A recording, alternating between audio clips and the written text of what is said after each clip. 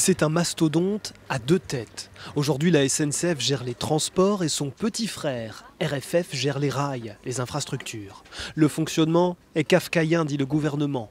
Des employés prêtés, des droits de péage, des blocages entre syndicats. L'État veut plus d'efficacité, les deux entités vont donc être réunies et les associations d'usagers se demandent si c'est pour le bien des clients.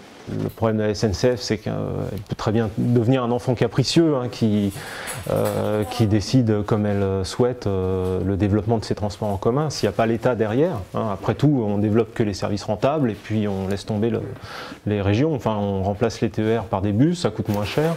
L'argent, le cœur du problème pour la SNCF, parce que depuis des années, l'ardoise est colossale. 30 milliards d'euros pour RFF, 8 milliards pour la SNCF. Et pour assainir la situation, l'État, la SNCF et les usagers pourraient être mis à contribution. Pour cet économiste spécialiste du ferroviaire, la dette est trop lourde à porter.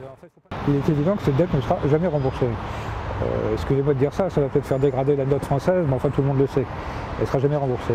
Alors ce qu'il faut, c'est l'amortir, la restructurer, l'étaler dans le temps, l'intégrer au compte public. La SNCF doit faire vite, le secteur s'ouvre à la concurrence dans 7 ans maintenant.